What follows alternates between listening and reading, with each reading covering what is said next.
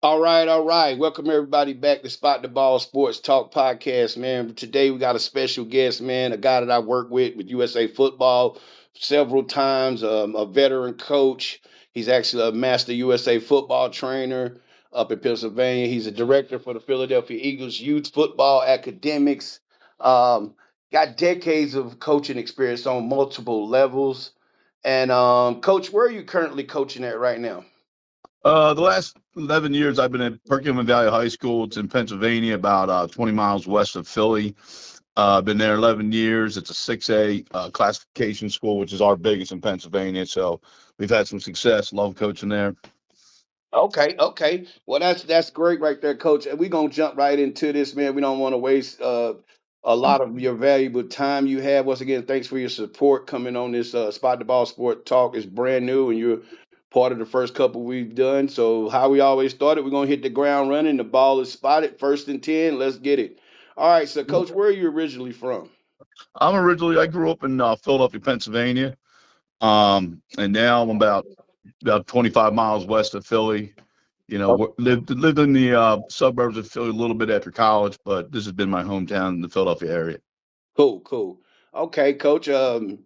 How do you get into coaching? Like, what inspired you to get into coaching? Well, like I grew up just like yourself, coach, like just playing football since the time I was 5 years old in Philly. Always loved the game, played high school, played college, then graduated college, and I started a business, and which took up a ton of my time. And then my kids started getting a little bit older, like 5, 6 years old. They needed coaches at a youth level over here, and I guess this is about 30 years ago now, and I jumped in. I mean, I told them I'd help, I'd volunteer, whatever. I ended up being a head coach right away because I guess I knew a little bit, and then ended up being the president of the organization for about 7 years. And from there, I just kind of moved on into the high school level once my kids were done. And I've been to two schools. I've been in a private Catholic school out this way, and then been, I guess about a total 30 years. So the last 11 I've been at Perk Valley. It's been kind of like my home. Awesome, awesome. That's usually how it happens, Coach. We go in with just, oh, I'm just gonna go out here and volunteer to help, and then 30 years later, you're still Yeah, doing yeah. it. All It's right. very addicting. Yes, it definitely is. It's very rewarding. As I mentioned earlier, that you were a master trainer with USA Football. How long have you been involved with that, and how did you get involved with the master training with USA Football?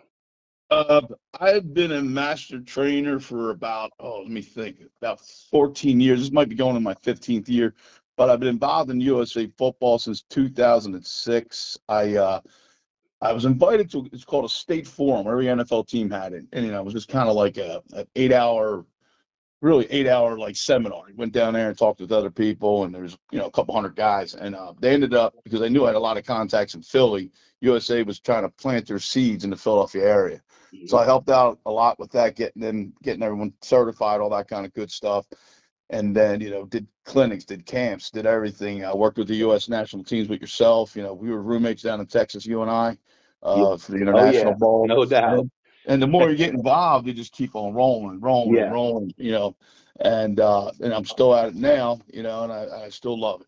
So, Coach, just real quick, just kind of off topic, but staying with that, I always teach my kids in my classroom with my job skills and readiness. I teach about connecting and networking. How valuable, like, do you feel like your network, your marketability, your ability to articulate and communicate with other people? How valuable was that with you getting involved with USA Football and your involvement from just being like a guy that helped with USA Football to being a master trainer? How did your networking, how did that help you? Well, in helping me, it literally built my coaching career just from all the contacts, meeting guys like you, hundreds of guys, like, just great people around the country. And like I've always said it, even my clinics, when I go out, I always say, the coaching industry is probably the greatest fraternity in life. Like Hmm. I'm friends with guys I met 30 years ago coaching, and Yeah. that's pretty amazing. I mean, I keep in touch with you on Facebook. I see what you're doing, all the great things, and I'm like that with a lot of other, and a lot of us from USA Football working with the U.S. teams, coaching in the international bowls, the regionals, all that kind of stuff, Yes, sir. and just getting out there, talking to people, meeting people, and it's just Hmm. been amazing, been Okay. amazing. Cool. Nice. Awesome. Now, Coach, just knowing a little bit about you, what is one of the best non-athletic skill sets that nobody knows about you that you want to share? Yeah, Artie. Anybody knows this? Even all my players. We got 90 kids over at Perkiomen Valley on our squad. I've been playing the drums since I've been 9. Right? Awesome. Yeah. Awesome. So no, I'm sorry. I'm sorry. I started when I was 4 years old. My father was a musician, and he got me into it. And I just kind of grew with it. So I always played sports. I was always into music, and I like, my players bust on me when they find out. But I was in a jazz band in high school, and then I actually got assigned to the district jazz band. So I still have a set of drums down in my basement. I'm 61 years old. You know what I mean? So I'm still in Hey, this. the true definition of a man cave. Yeah, yeah, yeah, exactly. Awesome, coach. Awesome. As moving forward here, when we talk about football, we often talk about philosophies or approach to coaching. What would you say your coaching style is? I want to say I'm an intense coach at practice, you know, but I always say when it's game day, you just got to let the kids play. Hmm. Like Yeah. intense meaning I'm pushing them, trying to get them to be the best they are. Because up here in Pennsylvania, JV is on Monday, so we only actually have practice during the week, Tuesday and Wednesday, and then Mm, Thursday is our walkthrough. Friday night we're playing. So my philosophy is like I've met a lot of coaches in my day that all they talk about is football. That's all they talk about. And I hmm. always tell coaches, like, when I'm walking off the field after practice, I'm asking the kids, and especially during stretch, in the beginning of practice, like, how you Hmm. doing? You working, they'll tell Yeah. you about the girlfriend. But if you just sit there and talk football with them 100% of the time, they're not going to kind of like unleash themselves and tell you like Hmm. about their life. Like Yes. sometimes you find out like things aren't good at home. You know what I Yes. mean? Like I would have never known unless they told me. So that's always been my philosophy. Just I work them hard. You know what I mean? But I treat them great. Like I know like our special teams. If we return a kickoff or a punt return, we go out to dinner. Like, I'll take them to a local, like, like bakery or whatever, and we'll get Yeah. cheesesteaks and stuff like that. So Yes. That's that's awesome. kind of like my philosophy. Yes. Yes, that some of these kids may not have a platform that there are like if their athletic ability takes them to a place where they're like takes it to a different level. Maybe they don't get recognized at school as much because they're quiet, but then when they get on the field, the giant inside them comes out, man. And Yeah. that's a great approach right there, coach. Building that positive relationship with them, just having another caring adult. That's an awesome philosophy, and I think that philosophy now with the way coaching is, it's more of a mental aspect to coaching. Okay. Yeah. Yeah. Yeah. So next one here, being a USA football master trainer and traveling around teaching football and networking with so many coaches, do you are we kind of spoke on it earlier, but do you feel like it increased your overall knowledge for the game and kind of did it cater to your coaching style tailor a little bit, learning different things? Without a doubt, without a doubt. I've met a lot of guys, the last, 20 some years with USA football, and especially like when we had meetings or we had training and stuff like that for the program. And I would sit down with this guy. I would always search him out. I'll name a few guys. Chuck Kyle he's from St. Ignatius in Ohio. One Yeah. of the best, Oh yeah. phenomenal Yes. program. And I Definitely. would just pick his brain. I would pick Hmm. these guys' brain. Gabe, Gabe Infante from St. Joe's Prep in Philly. He was in our program. He's another great one. Steve Specht, he's out of St. Xavier in Ohio. But just amazing guys. And they changed how I coach because we talk about transitional coaching and transactional coaching. A transactional coach is is a coach it's about him.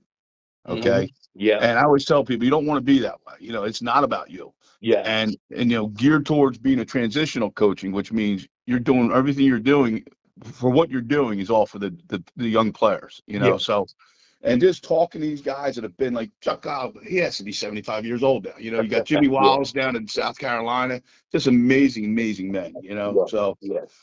Yeah, I, I I don't think everybody realizes all that goes into coaching. So when you get with another coach, I think people think it's like rah rah rah. You want to just go at each other like the players, but it's so much bigger. And to sit down with other coaches and not with the players around and talk and share stories, those that stuff is very rewarding to sit there with the other coaches and see the ideas and the different cultures and different geographical, like how everything works in different places.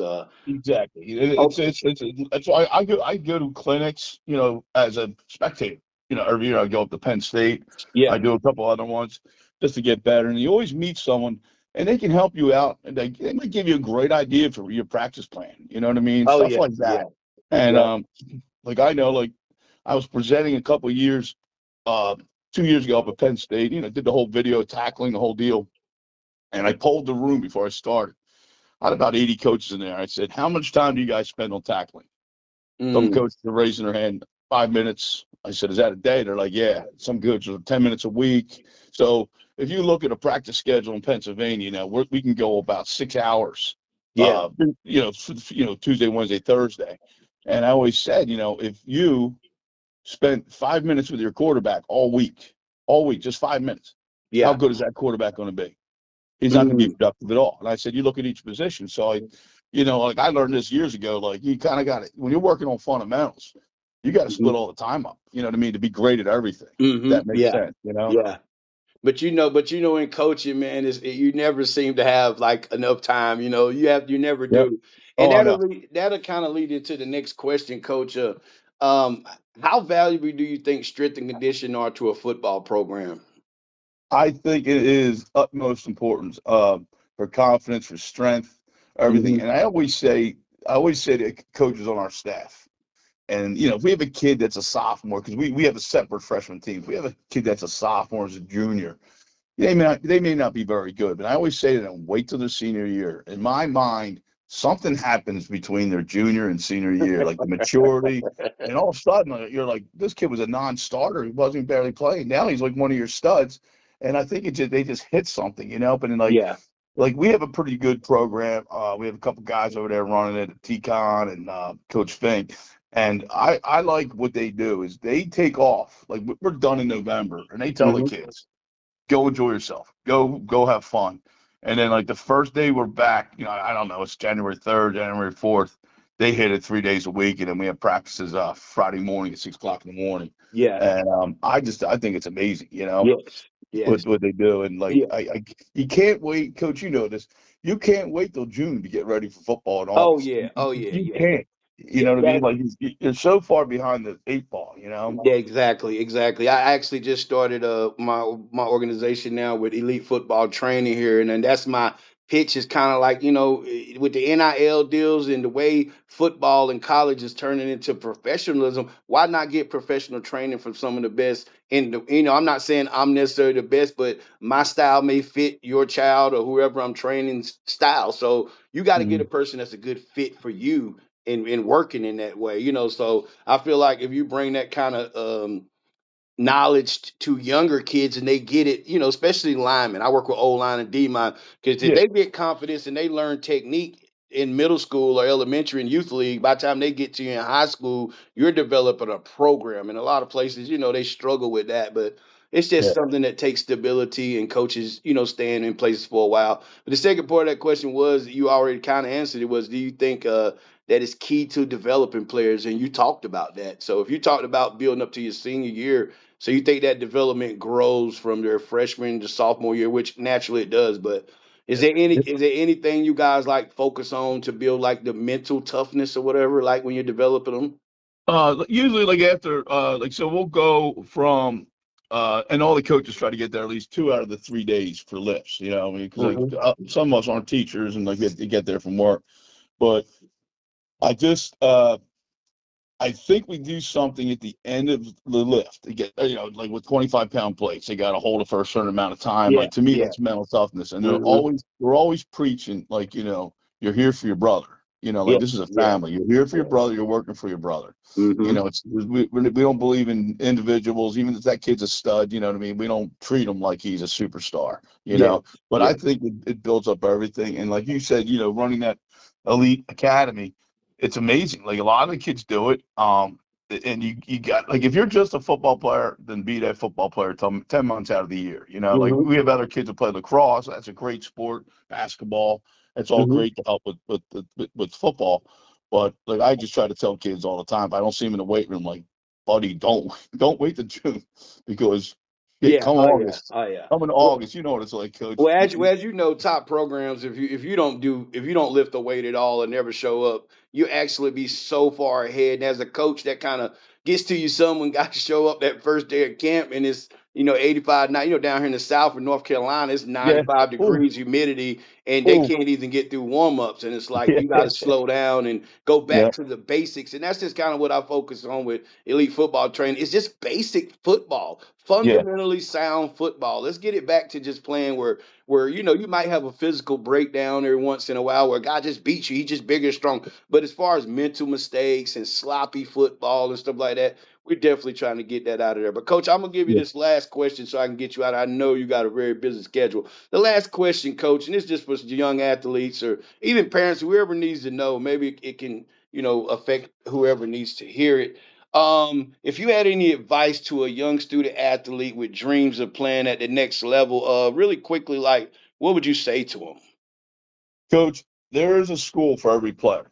Whether Hmm. it's Division 3, JUCO, Division 2, Division 1, whatever it may be. There is a school for every kid, Hmm. and you just got to find it. You got to get onto their websites. You got to get your name out there, get your videos together, get your film out there to coaches. Be aggressive. Um, the one thing, like, so besides that, like, it doesn't matter where you play. I tell my kids all the time because, like, they come in, they'll have a good junior year, and they think they're going to go Division 1. You know what I mean? And it Hmm. doesn't happen. And we have a pretty powerful Division 2 program in Pennsylvania. It's called the PSAC, Hmm. and it's a great league. And a lot of the kids will set their goal to play there. And I always, I said, you got to be honest with yourself, right off the get go. Be honest with yourself where you think you can play. Go up there and see them grown ass men up there, and just figure out if you can play there. Yeah. But find the school that you love, like, because football may not work out. And then also find the school where you're going to play. There's no use of going to a school and sitting for 3.5, almost, or 4 years your whole career. So, and that's about the best I can tell you. Like, there is a school for every kid that wants to play the Oh game. yeah, no doubt. Be smart, get your grades, get your schoolwork done. Be smart. Don't be a jerk. Don't Oh yeah. don't embarrass your program. Don't embarrass your family. Be a straight shooter. Oh, that is perfect, coach. Well, I know your time is getting short here. Anything that you guys that you want to tell your fans up there that they look forward for the to your high school and what you're looking forward to this year for 2026?